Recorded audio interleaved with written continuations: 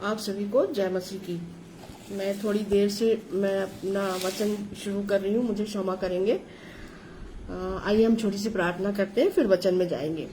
धन्यवाद धन्यवाद धन्यवाद धन्यवाद सर्वशक्तिमान अनंत युगानुयुग जीवित मेरे पिता परमेश्वर, धन्यवाद धन्यवाद। भोर के प्रकाश लेके सांस तक तूने हम सबको भला चंगा रखा। धन्यवाद पिता, धन्यवाद। तेरी स्तुति हो, तेरी महिमा हो, तेरी जय जयकार हो पिता परमेश्वर। विनती और प्रार्थना है माँ पवित्र पावन आत्मा कि तू हम में से हर एक के संग और साथ हो। है पवित्र आत्मा पिता, मैं तुझे आमंत्रित करती हूँ कि तू समय मेरे संग और साथ हो और मेरे मुंह की, मेरी आत्मा की, मेरे मस्तिष्क की चौकसी करना पिता। जो तूने वचन मुझे दिए हैं पिता, वो वचन मैं नहीं परंतु तू मुझ में होकर बोलना पिता। विनती और प्रार्थना है इन आत्मिक वचनों के द्वारा जो हमारे जीवन के लिए रोटी है, हमारे लिए पानी जल है। हाँ पिता,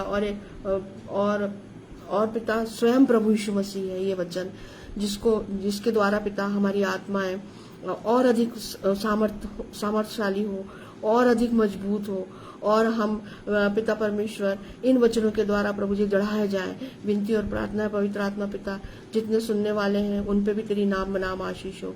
सारी चीजों को अपने मौसम को और हर एक बात को अपने नियंत्रण में रखना पवित्र आत्मा पिता। विनती और प्रार्थना है पिता कि हम में से बहुत सारे भाई बहन मौसमी बीमारियों से या और भी किसी कारण से पिता जो बीमार है, दुखी है, परेशान है, हर एक पे दया कर प्यारे यीशु। तू तो तेरा मन तो तरस से भरा है, तू दया और करुणा का सागर है। हर एक पे तेरी नाम बनाम आशीष हो। हाँ हाँ पिता, जितने भी बीमार भाई बहन है उन्हें नाम बनाम चंगाई दे। विनती और प्रार्थना है पिता परमेश्वर कि पिता इन दिनों में प्रभु जी विशेष करके तू अपने दासों पे अपनी कृपा दृष्टि बनाए रख, उन्हें पवित्र आत्मा की सामर्थ्य से और अधिक भर, ताकि वो तेरे पवित्र आत्मा की सामर्थ्य से, तेरी सामर्थ्य से सुसमाचार प्रचार प्रभु जी अधिक से अधिक करने पाए और प्रभु जी हर एक आत्मा, हर एक घुटना प्रभु जी तेरे स्वर्गीय राज में लाने वाले हो सके। हाँ पिता परमेश्वर, जितने भी फेसबुक लाइव पे भाई बहन तेरे सुंदर वचनों की सेवकाई करते हैं पिता, उन पे भी तेरी नाम बनाम आशीष हो। सारा आदर इज्जत महिमा गौरव जलाल हे पिता परमेश्वर तुझे मिले। ये छोटी सी विनती तेरे इकलौते बेटे, मेरे उद्धार के कर्ता, जीवन के दाता, मेरे मुक्तिदाता प्रभु यीशु मसीह के पवित्र और मीठे नाम में होके मांगती हूँ। आमीन आमीन और आमीन।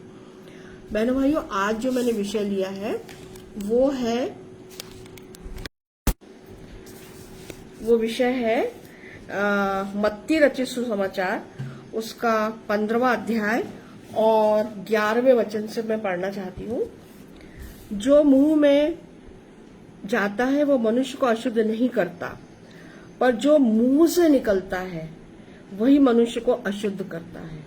मुंह में जाता है मतलब हम जो भोजन वस्तु खाते हैं, जो कुछ भी हम भोजन वस्तुएं खाते हैं वो हमें अशुद्ध नहीं करता है, ठीक है ना। लेकिन जो हमारे मुंह से निकलता है, मतलब जो बातें हम बोलते हैं, है ना, कड़वी बात या किसी को बुरा लगने वाली बात या कठोर वचन अपने मुंह से हम जब निकालते हैं, ये हमें क्या करता है, वही मनुष्य को अशुद्ध करता है, वही मनुष्य को अशुद्ध करता है। तो प्रभु यीशु मसीह ने यहाँ पे स्पष्ट बात बताई है कि जो हमारा मुंह है ना, जिन होठों का प्रयोग हम प्रभु यीशु मसीह की स्तुति प्रशंसा के लिए खोलते हैं या जीभ को उसकी स्तुति प्रशंसा के लिए चलाते हैं, बोलते हैं, है ना, तो हमें इसी जीभ से, इसी होठ से, इसी मुंह से फिर निंदा नहीं करना है। किसी की भी निंदा हमें नहीं करना है, किसी की चुगली नहीं करना है, क्योंकि वो हमें क्या कर देगा, अशुद्ध कर देगा। जो कुछ हम मुंह से बोलते हैं, है ना, वो बहुत जरूरी है कि हमें क्या बोलना है, कैसे बोलना है, कब बोलना है, इन बातों में हमको ध्यान देना है, ठीक है ना। अगर हम बहुत बार आपने देखा होगा कि कड़वे जो वचन होते हैं वो आत्मा को और शरीर का नाश करते हैं, ठीक है ना, हमारे संबंध बिगड़ते हैं और बदनामी होती है हमारी समाज में, है ना, कलीसिया में, कि अरे ये बहुत कटु वचन बोलती है और इनसे दूर रहो। तो कहाँ से बोल रहा है? मुंह से बोल रहा है। तो वो क्या मुंह से हमें क्या उपयोग करना है? मुंह का अच्छी बात बोलिए, अच्छे वचन बोलिए, है ना, और लोगों को वो वचन, वो आपकी बातें जो आप बोल रहे हैं वो अच्छी लगे, सुहानी लगे, उन बातों को सुन के उनको आनंद का अनुभव हो, है ना। यहाँ पे प्रभु यीशु मसीह हम सबको यही बात कह रहे हैं, क्योंकि जो मुंह से निकलता है वही मनुष्य को अशुद्ध करता है ना। जो अगर हम गलत बात बोलेंगे, किसी का दिल दुखाने वाली बात बोलेंगे, कटु वचन बोलेंगे, गालियां देंगे अपने मुंह से, है ना, तो ये पिता परमेश्वर को बिल्कुल नहीं भाएगा, बिल्कुल नहीं अच्छा लगेगा। तो अब बहुत जरूरी है कि हमें अपने मुंह की चौकसी करना है और कटु वचन या गालियां या तिरस्कार या अपशब्द अपने मुंह से हमें नहीं बोलना है। जो भोजन वस्तुएं हम खाते हैं, है ना, वो हमारे शरीर के लिए संतुलित भोजन है, और भी जो नॉनवेज है या जो भी हम खा रहे हैं, है ना, वो हमारे शरीर के लिए लाभकारी है और वो हमारे शरीर को नुकसान नहीं देता है, लेकिन वो हम मुंह से ही खा रहे हैं। लेकिन जो हम बात कर रहे हैं, जो बोल रहे हैं, हमारे जो वचन है ना, वो हमको सोच समझ करके बोलना है। याकूब 1 और इसका 26 भी पढ़ना चाहूंगी। याकूब 1 और उसका 26। यदि कोई अपने आप को भक्त समझे और अपनी जीभ पर लगाम न दे, पर अपने हृदय को धोखा दे, तो उसकी भक्ति व्यर्थ है ना। जीभ को हमको लगाम देना है ना। फिर कभी अगले संडे में जीभ के विषय में भी आपको बताऊंगी। तो जीभ जो है वो क्या है? नरक का द्वार है ना। और जीभ क्या है? अगर हम व्यर्थ अपनी जीभ पर लगा, हम कुछ भी अनर्गल बातें जीभ के माध्यम से, मुंह के माध्यम से बोल रहे हैं, तो और हम अपने आप को भक्त भी बोल रहे हैं, हमारे मुंह से गाली भी निकल रही है, कठोर वचन भी निकल रहे हैं, है ना, तो ये हम अपने हृदय को क्या कर रहे हैं? धोखा दे रहे हैं। और ये जो भक्ति है ये व्यर्थ है। ये भक्ति कैसी है? बिल्कुल व्यर्थ है। क्योंकि जो कोई भी भक्त है, परमेश्वर से डरता है, यीशु मसीह के पीछे चलता है ना, तो वो कभी भी अपने मुंह से कोई भी अपशब्द या गाली या कटु वचन नहीं निकालेगा। आप देखिए, हम जब पवित्र शास्त्र पढ़ते हैं, चारों सुसमाचार, उसमें हम ये देखते हैं कि यीशु मसीह के साथ बहुत से सदूकी, फरीसी, शास्त्रियों ने, याजकों ने, महायाजकों ने, रोमी सरकार ने कितना अत्याचार किया, है ना।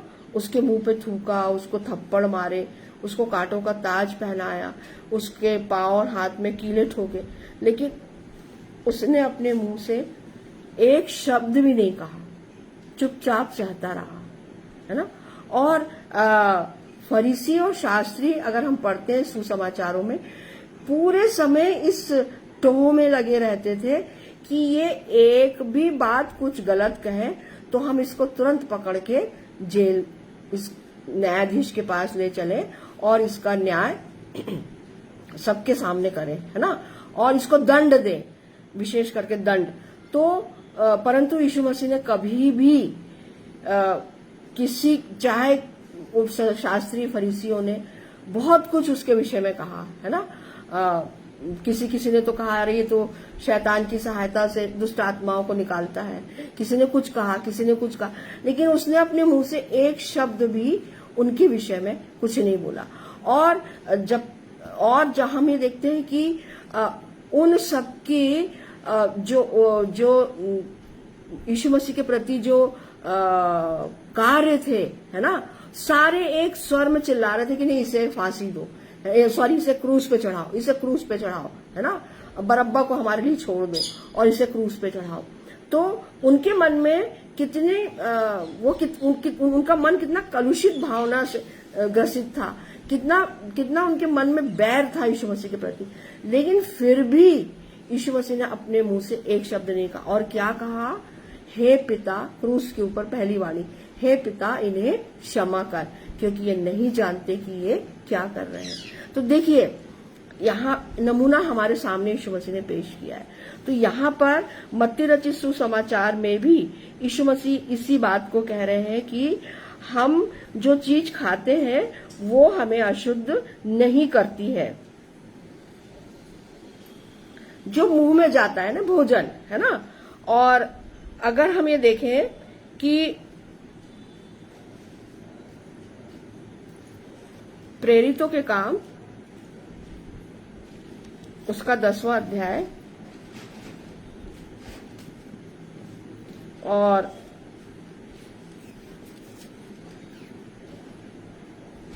14 और 15वीं आयत पढ़ना चाहूंगी। परंतु पतरस ने कहा, नहीं प्रभु, कदापि नहीं, क्योंकि मैंने कभी कोई अपवित्र या अशुद्ध वस्तु नहीं खाई है। फिर दूसरी बार उसे शब्द सुनाई दिया, जो कुछ परमेश्वर ने शुद्ध ठहराया उसे तू अशुद्ध मत कहे, है ना। यहाँ पर पतरस को एक दर्शन मिलता है, और पतरस जो चीजें देखता है तो वो कहता है कि नहीं, ये मैंने ये सब चीजें नहीं खाई है। लेकिन फिर उसके पास में एक शब्द सुनाई देता है कि जो कुछ परमेश्वर ने ठहराया, शुद्ध ठहराया है, उसको हमको अशुद्ध नहीं कहना है ना। तो परमेश्वर ने, देखिए, जब इस सृष्टि के प्रारंभ में ही उसने पृथ्वी को बनाया, फिर पेड़ पौधों को बनाया, जीव जंतुओं को बनाया, पेड़ पौधों को बनाया, और अदन नामक स्थान में एक वाटिका बनाई जहां पे उसने आदम को रखा। और क्या कहा? पूरे सब जो फल के पेड़ हैं ये सब तुम्हारे लिए है, इसे खाना, है ना। और क्या कहा? इस जो बीच में जो पेड़ लगा उसके फल को तुम मत खाना, है ना।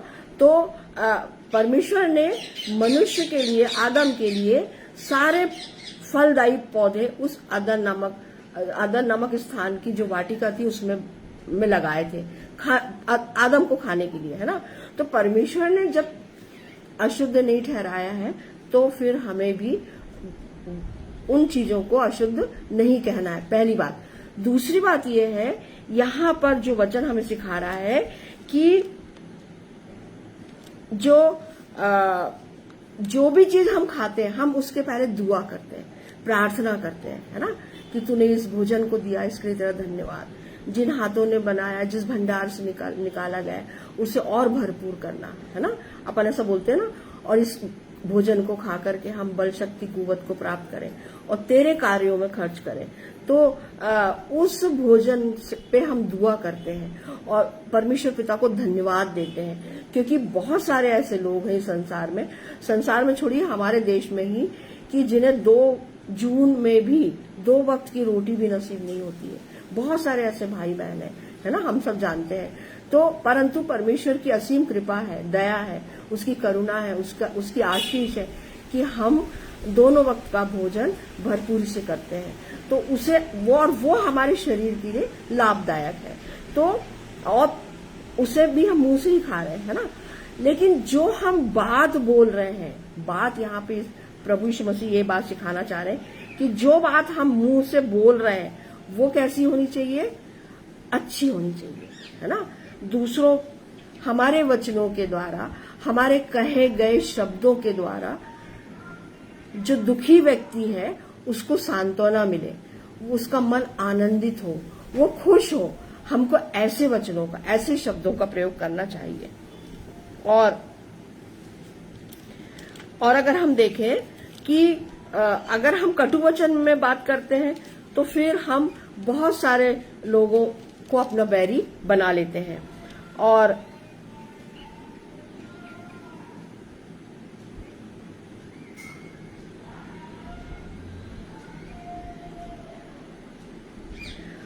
अगर हम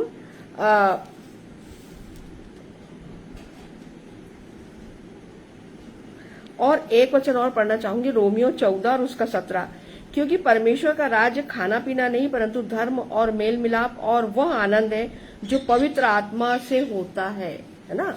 तो हम विश्वासियों के लिए बहनों भाइयों यहाँ पर ये केवल सांसारिक भोजन की बात नहीं हो रही है, परंतु परमेश्वर के राज्य,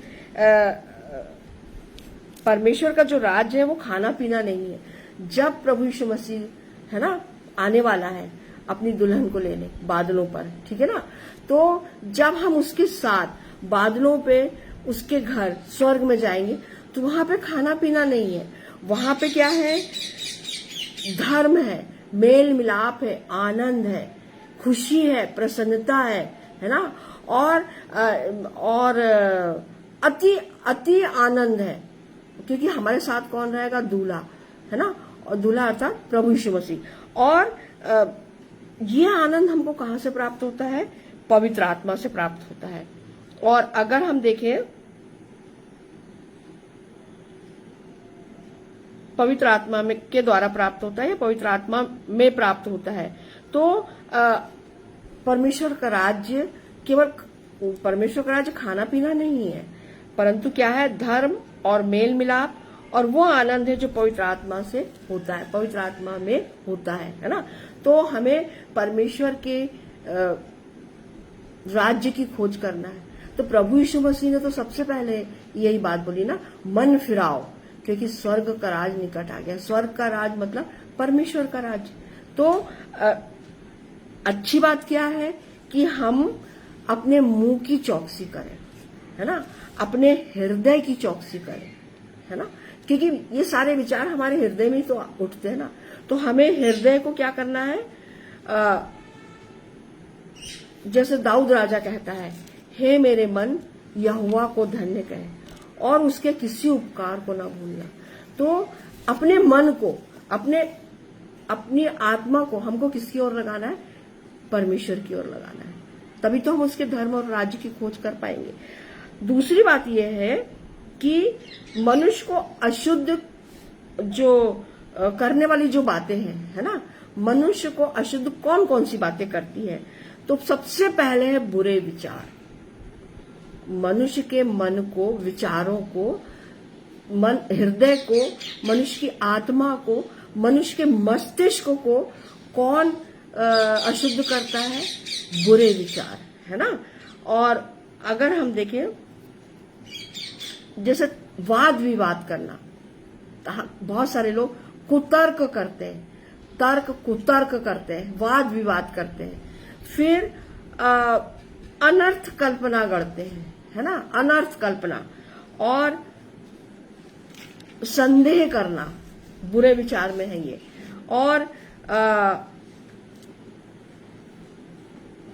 परमेश्वर के विरुद्ध अन्य बौद्धिक विद्रोह करना, है ना, परमेश्वर के विरुद्ध बहुत सारे भाई बहन हैं जो परमेश्वर की कुतर्क करते हैं कि नहीं, ये तो साइंस ने बनाया, पृथ्वी, ग्रह, उपग्रह, नक्षत्र, तारे, साइंस सिद्ध कर चुका है इसको, है ना, कि ये अपने आप बने हैं, ठीक है ना, इसको किसी ने नहीं बनाया। बहुत सारी बातों में वो कुतर्क करते हैं, बहस करते हैं, ठीक है ना। तो ये जो बुरे विचार हैं ये मनुष्य को अशुद्ध करते हैं, ये मनुष्य के मन को अशुद्ध करते हैं। फिर दूसरा है हत्या या घात करना, है ना, ये मनुष्य को अशुद्ध करता है। फिर है व्यभिचार या अवैध संबंध, है ना, पति है तो उसके अवैध संबंध है, कहीं पत्नी है तो उसके, ये व्यभिचार मूर्ति पूजा के बराबर है।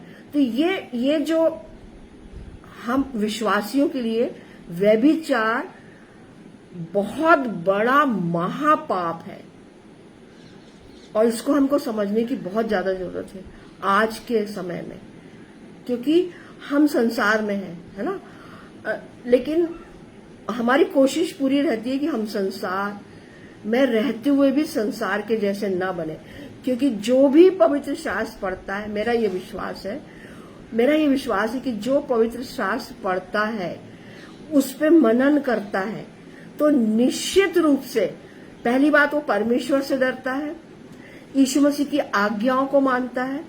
यीशु मसीह की आज्ञा क्या है? 2 आज्ञा मुख्य है ना, कि तू अपने सारे मन से, सारे प्राण से, सारे बुद्धि से अपने पिता परमेश्वर से प्रेम रख, और दूसरा अपने पड़ोसी से प्रेम रख। तो ये जो मुख्य 2 आज्ञा है, इसको तो मैं सोचती हूँ कि जो भी पवित्र शास्त्र पढ़ता है, जो परमेश्वर से डरता है, तो वो यीशु मसीह की इन आज्ञाओं का पालन करता ही करता है।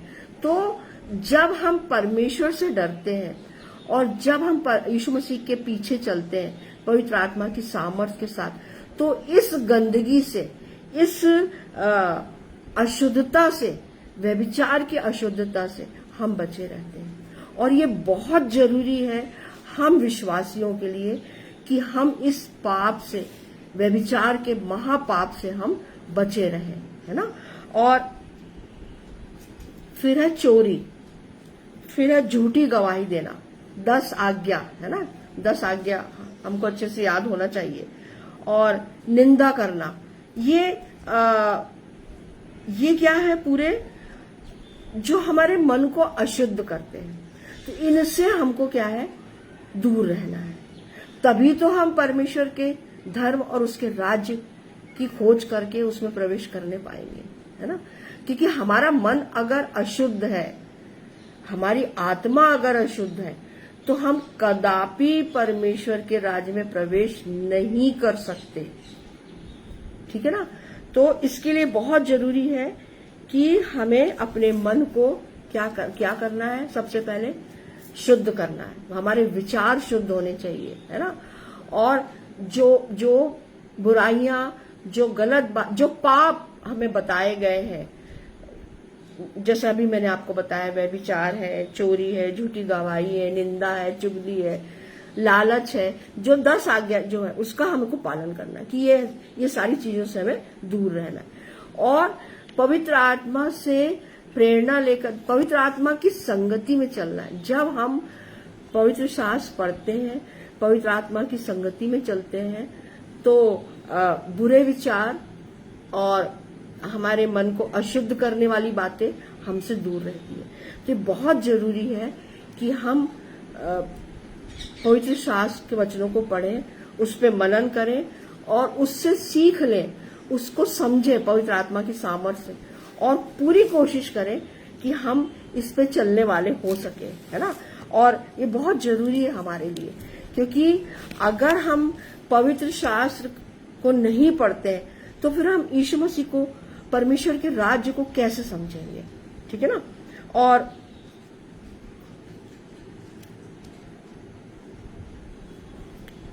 दूसरी बात यह है कि जैसे यहाँ पे बताया है प्रभु यीशु मसीह ने कि और जैसे याकूब भी बोल रहा है कि हमें अपने हृदय, है ना, याकूब 1 और उसके 26 में, यदि कोई अपने आप को भक्त समझे और अपनी जीभ पर लगाम न दे, पर अपने हृदय को धोखा दे, तो उसकी भक्ति व्यर्थ है। अपने मुंह को, अपनी जीभ को हमको लगाम देना है, बहुत जरूरी है ये।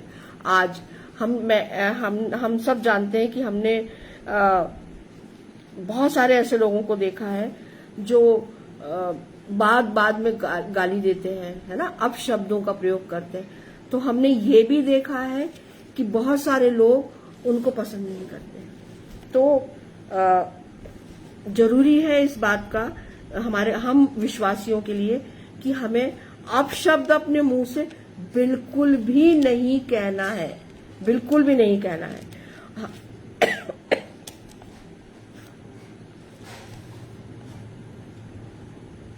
जैसे भजन संहिता 141 उसके 3 में बताया, दाऊद राजा कह रहा है, हे यहोवा मेरे मुख पर पहरा बैठा, मेरे होठों के द्वार की रखवाली कर। क्यों? क्योंकि मेरे मुंह से कोई गलत बात ना निकले, है ना, जिससे तू अप्रसन्न हो। हमें एनी हाउ अपने पिता परमेश्वर को प्रसन्न रखना है, प्रसन्न करना है ना। तो कैसे प्रसन्न करेंगे? प्रार्थना के माध्यम से, वचन को पढ़ के, वचन को मनन करके, वचनों पे चल के, है ना, और जो बातें हमें प्रभु यीशु मसीह ने सुसमाचारों में बताई है, समझाई है, सिखाई है ना।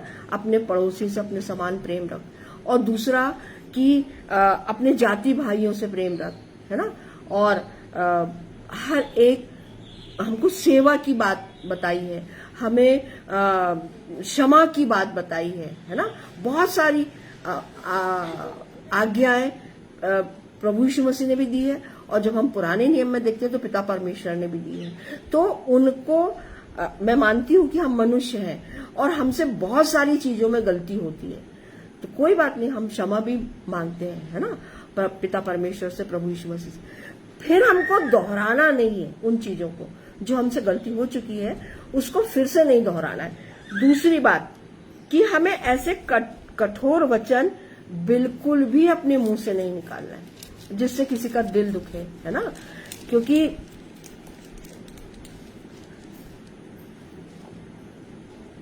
याकूब 3 और उसका 1 से अगर हम 12 तक पढ़े तो जीभ को अपने वश में करना, याकूब ने यहाँ बहुत अच्छे से समझाया डिटेल में कि हमें जीभ को अपने वश में कैसे क्यों रखना चाहिए, और बहुत जरूरी है, क्योंकि जीभ का याकूब 3 और उसका 8 से पढ़ना चाहूंगी। पर जीभ को मनुष्यों में से कोई वश में नहीं कर सकता, वह एक ऐसी बला है जो कभी रुकती ही नहीं, वह प्राण नाशक विष से भरी हुई है। इसका 9वां पद भी पढ़ना चाहूंगी। इसी से हम प्रभु और पिता की स्तुति करते हैं, और इसी से मनुष्यों को जो परमेश्वर के स्वरूप में उत्पन्न हुए श्राप देते हैं। एक ही मुंह से धन्यवाद और श्राप दोनों निकलते हैं। हे मेरे भाइयों, ऐसा नहीं होना चाहिए, है ना। याकूब क्या बोल रहा है? हे मेरे भाइयों, ऐसा नहीं होना चाहिए। और ये याकूब कौन है? ये याकूब प्रभु यीशु मसीह का भाई है, जो पहले उस पर विश्वास नहीं करता था, है ना। पहले उसने बिल्कुल विश्वास नहीं किया है याकूब, फिर बाद में उसने यीशु मसीह पे विश्वास किया है।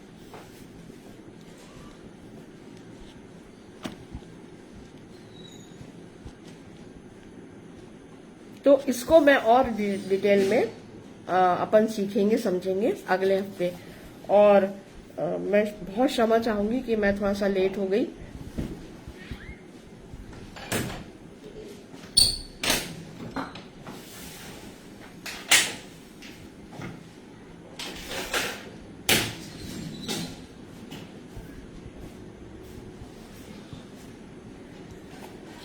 तो आज हमने सीखा कि हमें ऐसी कोई भी बात अपने मुंह से नहीं बोलना है ना, जिससे किसी का मन दुखे, दिल दुखे, है ना। और जब भी हम बोले तो नरमाई से, नम्रता से, पूरी दीनता से और अच्छे शब्दों का प्रयोग करें। पढ़े लिखे हैं हम सब, है ना। अच्छे शब्दों का प्रयोग करें। और सबसे मेन बात मेरी दृष्टि में कि हम अपने पिता परमेश्वर को प्रसन्न रखें, खुश रखें। और वो कैसे होगा? जब हम एक दूसरे से प्रेम करेंगे, रखेंगे, है ना, और अपने मुंह की चौकसी करेंगे। भजनकार ने तो कहा है, मेरे होठों पर पहरा बैठा, है ना। तो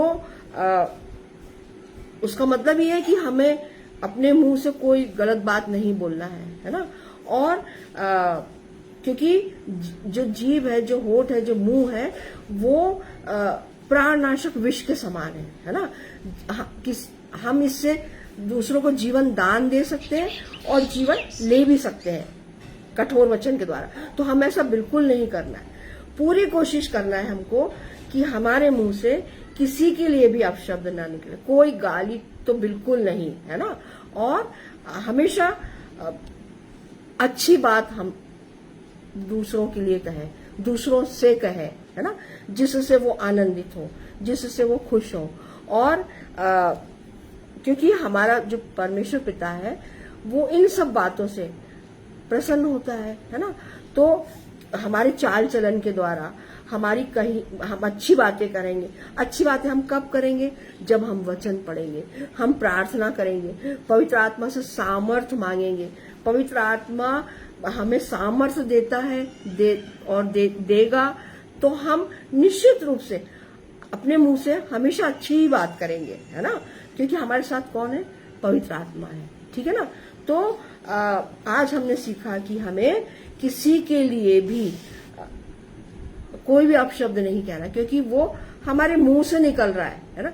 मुंह में जो जा रहा है भोजन वो हमें अशुद्ध नहीं करता है, लेकिन जो मुंह से निकलता है वो मनुष्य को अशुद्ध करता है।